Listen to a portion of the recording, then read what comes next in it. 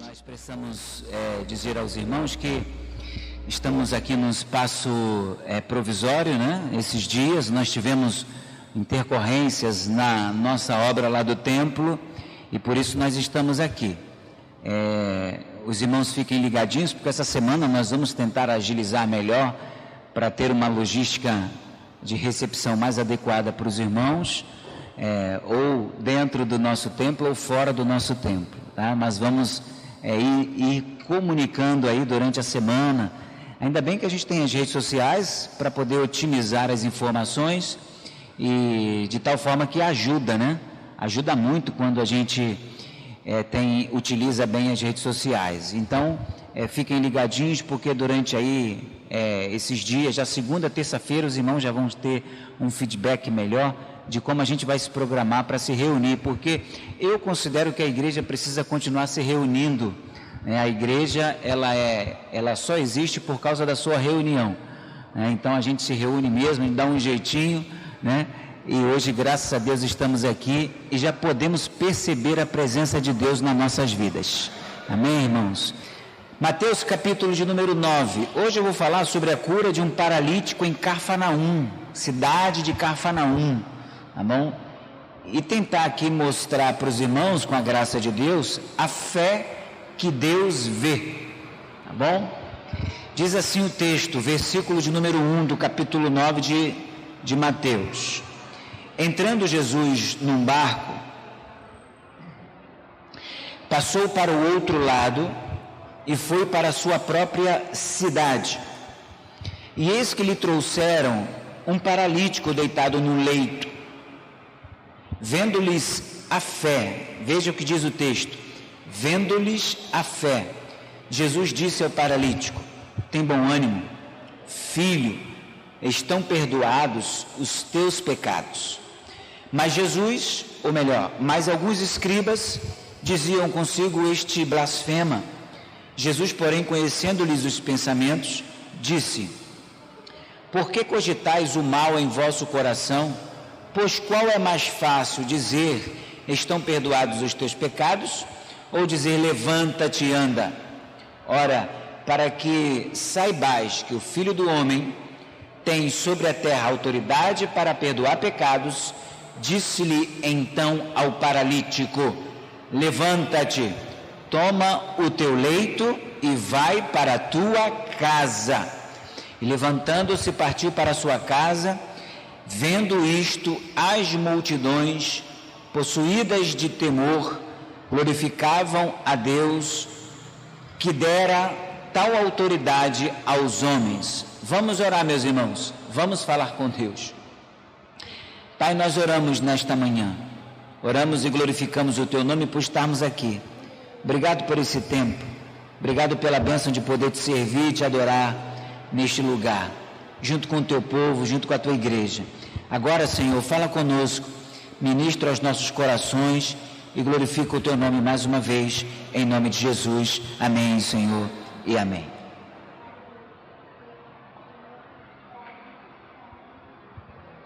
A cura de um paralítico em Cafarnaum, a fé que Deus vê, é o tema da mensagem desta manhã. A história contada por Mateus diz que Jesus entrou num barco. O barco era o meio de transporte bem utilizado pelas pessoas naqueles dias. Nos nossos dias é diferente.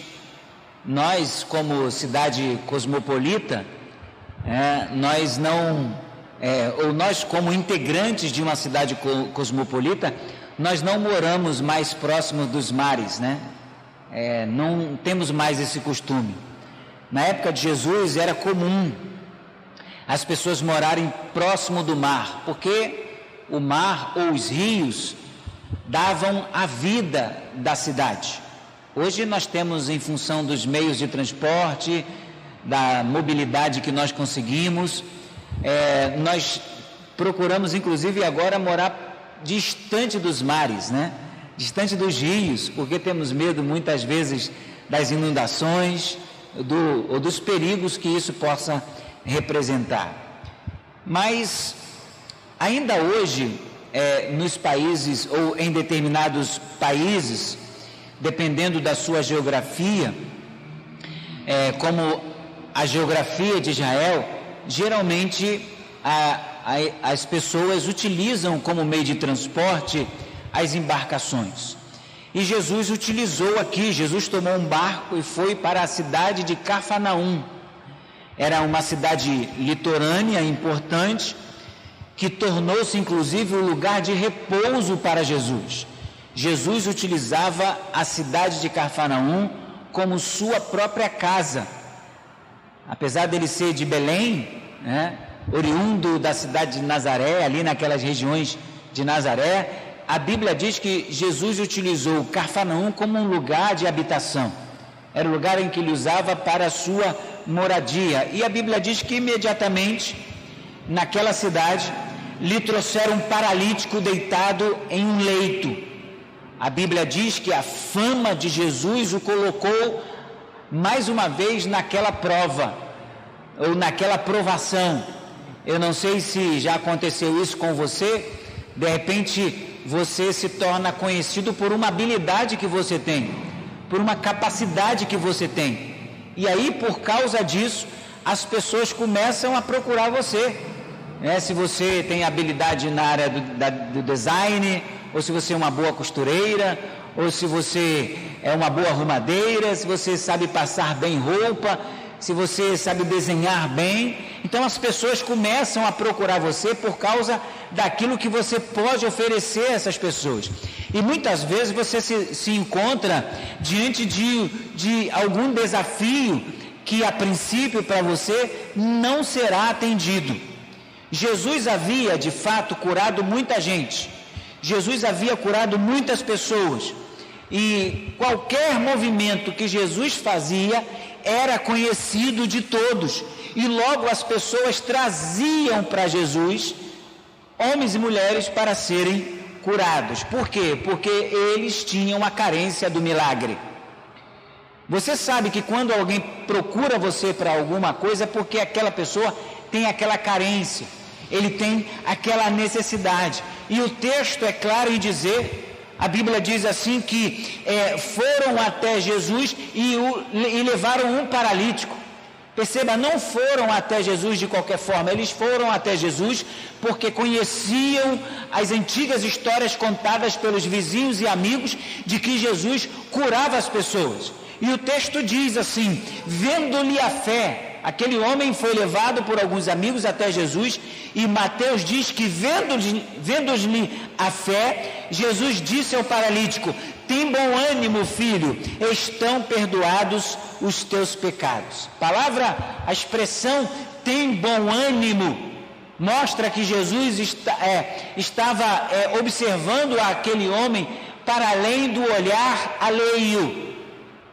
As pessoas estavam olhando aquele homem e estavam evidentemente com a expectativa da cura da sua paralisia. E é verdade que todos estavam esperando mesmo isso.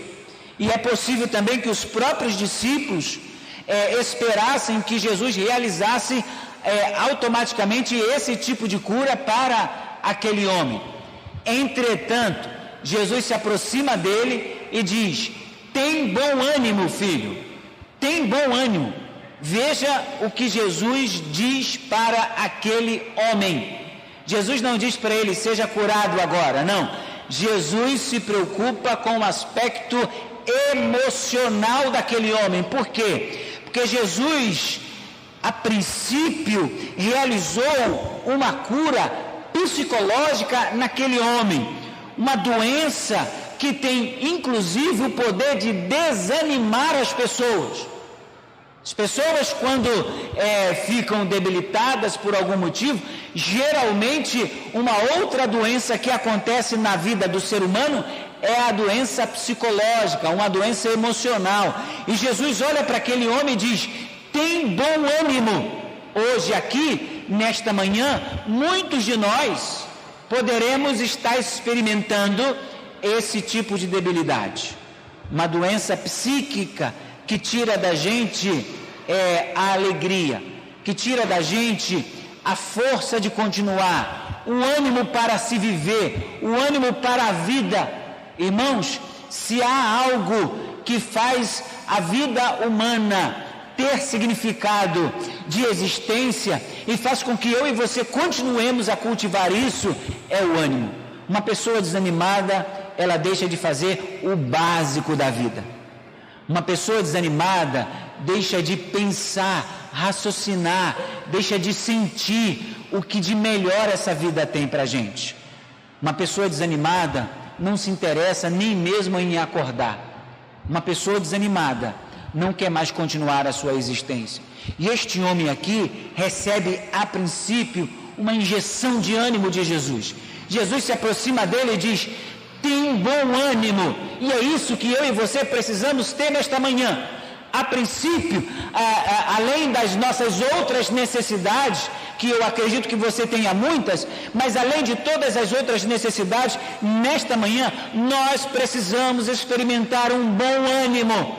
E Jesus está dizendo para este homem: tenha bom ânimo. E é isso que eu digo para você nesta manhã: tenha bom ânimo. É a palavra de Jesus para nós. Nós precisamos recobrar o sentido de existir, o sentido de viver. Nós precisamos olhar para a vida e dizer o seguinte: não, o que eu tenho não é exatamente aquilo que eu planejei, mas eu posso continuar vivendo com outras coisas que Deus tem me dado. Nós precisamos valorizar a vida. A vida precisa ser valorizada na sua plenitude. A vida precisa ser valorizada. E Jesus diz para esse homem: tem bom ânimo. Jesus dá a entender que o pecado, logo em seguida, que ele conversa com ele, Jesus dá a entender que o pecado daquele homem é a causa primeira de sua paralisia.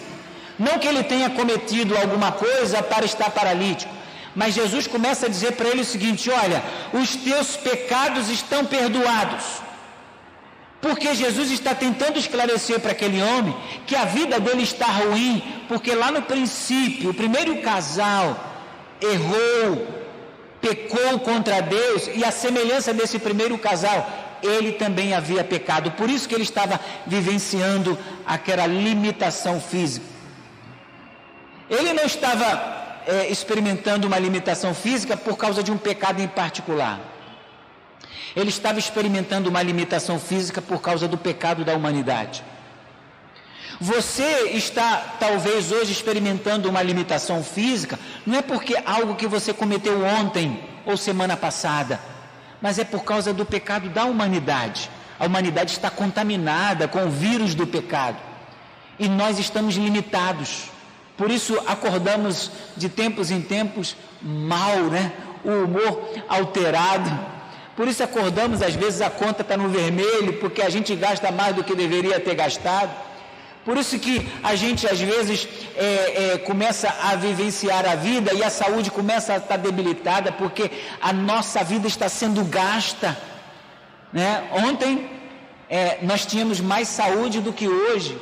Amanhã teremos menos saúde ainda. Por que isso? Por causa do pecado da humanidade. Deus leva em conta que o erro da humanidade, lá no princípio, afetou todo o cosmos. Então Deus não está preocupado apenas, ou tão somente com uma doença em particular, ou com um problema pessoal seu. Deus está preocupado com o pecado que nós estamos cometendo desde do nosso nascimento, porque Ele está preocupado sim com a nossa eternidade. E Jesus vira-se para esse homem e diz para ele: primeiro, tenha bom ânimo, recobre sua alegria, porque em seguida ele diz: os teus pecados estão perdoados. Se você não está experimentando a alegria que você queria experimentar hoje e agora, eu quero lembrar você que em breve você terá uma alegria eterna. Amém ou não amém, minha gente?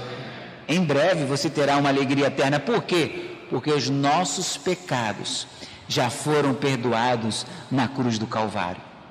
E Jesus explica para este homem aqui que os seus pecados haviam sido perdoados, e em particular, Jesus também destaca a fé dele. Veja o texto que nós estamos lendo aqui. Trouxeram, versículo 2, e eis que lhe trouxeram um paralítico, deitado num leito. E a Bíblia diz assim: vendo-lhes a fé, Jesus viu a fé deste homem, viu a fé das pessoas que trouxeram este homem até Jesus, e a Bíblia diz que Jesus se interessou pela fé daqueles homens. Jesus se interessou pela fé dos seus amigos, se interessou também pela fé daquele homem paralítico. Jesus se interessou pela fé dele e ele diz palavras, primeiro, para recobrar o seu ânimo, depois, perdoa os seus pecados. Irmãos, se há uma coisa que eu e você temos vontade de nos livrar de uma vez por todas, é dos nossos erros, dos nossos pecados, daquilo que nos persegue. A gente gostaria, inclusive, dos reflexos desses pecados que cometemos durante a vida, lembranças que vêm e tentam nos arruinar e tirar a nossa força, coisas que fizemos de maneira equivocada. E quando eu digo pecado, não é só pecado da nossa natureza, mas foram atitudes, ações que nos trouxeram até aqui. A vida está cheia de coisas, meus irmãos, cheia de ações ou de atitudes ou de comportamentos que nós não deveríamos ter praticado. Nós gostaríamos de nos livrar destas lembranças. E Jesus chega para este homem e diz para ele: olha, os teus pecados estão perdoados. E eu quero lembrar você nesta manhã, os nossos pecados também estão perdoados. Jesus os perdoou na cruz do Calvário. Amém ou não amém? Ele perdoou a gente. A gente pode seguir de cabeça erguida, não com o nariz em pé, porque tem gente que confunde, né? Cabeça erguida e nariz em pé. Cabeça erguida, crendo que os pecados perdoados é o nosso passaporte para continuarmos a nossa jornada rumo ao céu, porque estamos aguardando em breve o retorno de Jesus. Qual tipo de fé que Jesus está vendo neste homem para lhe perdoar pecados? É um tipo de fé que ele está vendo nesta manhã aqui. É um tipo de fé dependente. É um tipo de fé diferente. É um tipo de fé que vê em Jesus o último recurso da sua vida. É um tipo de fé que reconhece o poder de Jesus. É um tipo de fé que reconhece o senhorio de Jesus. Conhece a sua dependência total. É um tipo de fé que move a pessoa até a Jesus, diferentemente desses escribas aqui. Irmãos, a bondade de Jesus incomodou aqueles escribas. Jesus está vendo neste homem, está vendo nos seus amigos que o trouxeram para ser curado, um tipo de fé que reconhece em Jesus um atributo importantíssimo. Que atributo é esse? A bondade de Deus. A bondade de Deus em receber aquele homem, em receber os seus amigos. Esses escribas aqui não entendem isso. Eles acham que são prediletos. Eles acham que não é qualquer pessoa que tem que ir até Jesus. Já esses homens não. Eles se tornam limpos da sua religiosidade, vão até Jesus porque reconhecem que precisam de Jesus. Os escribas eram pessoas que cuidavam da lei de Deus. Olha que coisa curiosa. Esses homens tinham que ter esse tipo de entendimento, mas eles não tinham. Eles tinham aquela capacidade de buscar o significado exato das Escrituras, mas eles não haviam percebido a bondade em Jesus. Eram pessoas zelosas no cuidado e uma espécie de copistas do texto sagrado. Eles é que fizeram com que a palavra de Deus chegasse inclusive até nós hoje, porque eles copiavam as Escrituras, diferentemente de nós hoje, que temos uma tecnologia muito ampla, né? A gente faz uma cópia. Hoje você tira uma foto com o celular, envia pelo WhatsApp, envia pelo Telegram, né? Você manda e-mail, manda pelas outras redes sociais. Enfim, a gente tem facilidade de transmissão de conhecimento hoje. Naquela época não. Esses homens aqui, eles tinham um zelo muito grande em copiar a lei de Deus. Só que o zelo deles, o zelo demasiado, havia cegado, literalmente cegado o entendimento deles. Irmãos, a gente tem que aprender uma coisa aqui. O zelo pode ser até com boa intenção, O zelo pode até ser com boa intenção, mas não significa que estamos corretos, não significa que estamos certos, só porque temos zelo por alguma coisa. Eles disseram que Jesus estava blasfemando, porque Jesus estava perdoando o pecado daqueles homens, e eles estavam, de certa forma, até corretos, e Jesus conhecia o interior do coração deles. Eles estavam até corretos, estavam mesmo, porque dizer a um homem que os seus pecados estavam perdoados era algo novo para eles. Mas por que eles não receberam entendimento para saber que o pecado daquele homem era uma das razões para que a vida dele estivesse desorganizada? Por causa de um zelo sem entendimento. Jesus virou-se para eles e disse assim: por que cogitais o mal no vosso coração? Jesus vira para eles e diz o seguinte: olha, o problema aqui não são as palavras liberadas de perdão. Esse não era o problema.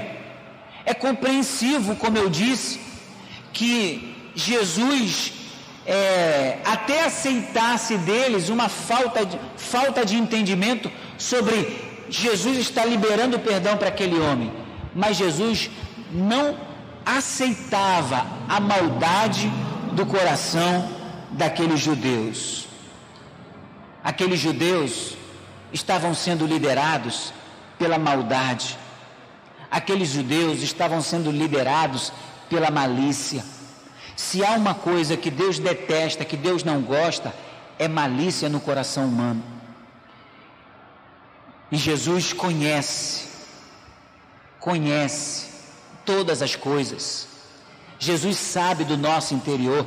Hebreus capítulo 4, versículo 13, a Bíblia diz assim: todas as coisas estão descobertas e patentes aos olhos daquele a quem temos de prestar contas. Jesus conhece, sabia que o coração deles era maligno. Nada pode ser ocultado de Jesus. Jesus um dia nos chamará para a prestação de contas. Está escrito que por meio de Jesus, Deus julgará os segredos dos homens de acordo com o Evangelho. Então aqueles homens estavam diante de Jesus com maldade, com malícia.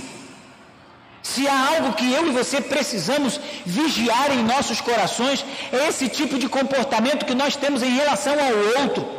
Uma relação social com malícia. A gente sempre acha que o outro está querendo fazer alguma coisa contra nós, ou a gente sempre acha que o outro está tentando tirar algum proveito da gente. Isso é um equívoco.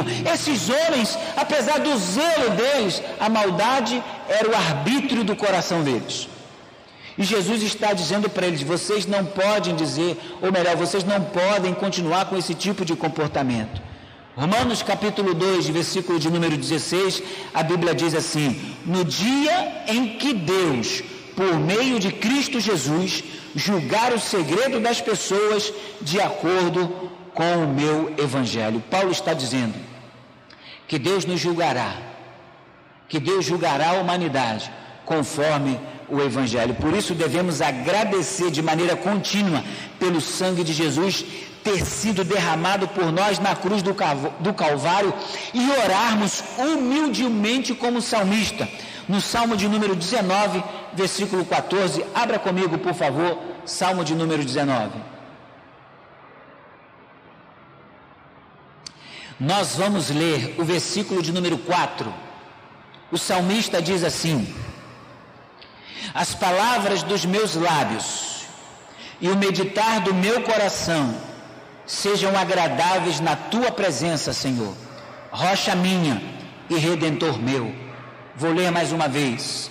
As palavras dos meus lábios e o meditar do meu coração sejam agradáveis na tua presença, Senhor, rocha minha e redentor meu. Em seguida, Jesus respondeu às ações, ou com palavras e ações, às interrogações daqueles homens. Porque aqueles homens eram maldosos, que nós não possamos ser maldosos como aqueles homens. Porque em seguida Jesus respondeu com palavras e ações. Ele diz aos seus ouvintes que não só perdoará o pecado daqueles homens, mas também dará saúde a ele, curando da sua paralisia. Perceba que Jesus não leva em consideração a maldade do coração daqueles homens no diálogo, mas Jesus cala aqueles homens com palavras e ações. Jesus diz assim: para que saibais que o Filho do Homem tem poder sobre a terra, autoridade para perdoar pecados, disse então ao paralítico: levanta-te, toma o teu leito e vai para a tua casa. Jesus perdoa o pecado daquele homem, mas também Jesus cura aquele homem. Jesus perdoa o pecado daquele homem porque Jesus sabe que o pecado pode acabar com a vida humana. Jesus cura aquele homem porque Jesus quer promover para ele um momento de alegria. E é isso que Jesus faz conosco. Quando Jesus nos cura, não é porque Ele quer dizer que Ele tem todo o poder. Quando Ele nos cura, é que Ele quer nos dar um tempo de refrigério. Quando Jesus faz algo por nós, Roberta, é porque Ele demonstra o seu amor por nós e a sua bondade. E é isso que Jesus está mostrando para aquela comunidade. Jesus está vendo, olhando para aquele homem e para aqueles homens, e está percebendo que há uma fé genuína no coração deles. Jesus está percebendo que a relação que aqueles homens querem com Jesus é uma relação de bondade, porque Jesus está sendo percebido por aquele homem paralítico e também por aqueles outros que são sua plateia e trouxeram aquele paralítico para ser curado, um gesto de bondade. Jesus está vendo que aquele movimento de amigos que trazem aquele homem para ser curado é um gesto de bondade. A verdadeira fé na pessoa de Jesus promove atos de bondade e não atos de malignidade, de maldade, como desses escribas. Você quer saber se a sua fé é genuína? Você quer saber se a sua fé ela é uma fé que brota ou que veio do coração de Deus ou do trono de Deus como presente para a sua vida? Perceba se você tem se transformado numa pessoa boa. Perceba se você tem tido atos contínuos de bondade. Esses homens têm fé em Jesus porque creem na bondade de Jesus. A gente tem fé em Deus, irmãos, porque a própria bondade de Deus fez nós percebermos isso. Esses homens vão até Jesus, diferentemente dos escribas, porque percebem que Jesus é um homem bom, é uma pessoa boa e que vai fazer alguma coisa pelo seu amigo. O texto diz, logo depois de ser curado, porque Jesus curou aquele homem, logo depois dele ser curado, ele foi para a sua casa, provocando grande admiração de toda aquela população. Jesus, meus irmãos, disse para ele após a cura: vai para a sua família, vai para a sua casa, porque com certeza os seus familiares vão se alegrar muito mais do que esses seus amigos. Jesus manda aquele homem ir para casa, de sorte que todos davam glória a Deus pela cura realizada. Ensinamentos a serem aprendidos à luz desse texto. Em primeiro lugar, não há nada que fique encoberto diante do Pai. Aqueles homens, escribas, estão tramando a todo momento contra Jesus.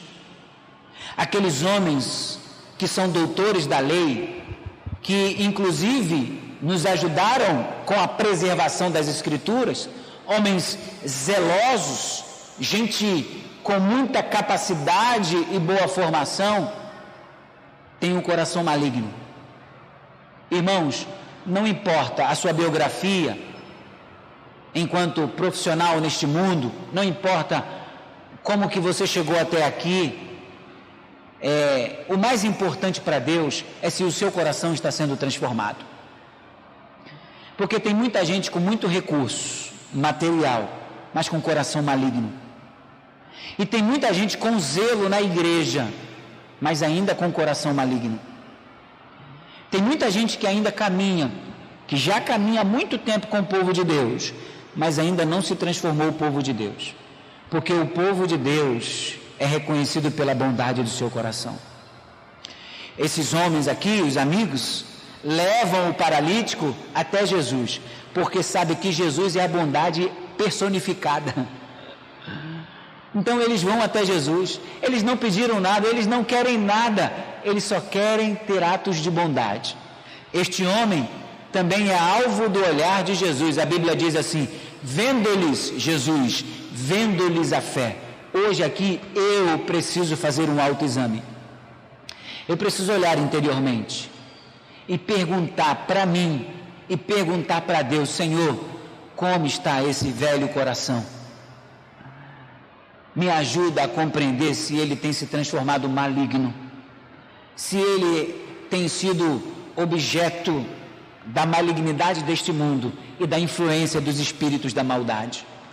Eu preciso nesta manhã fazer esse autoexame.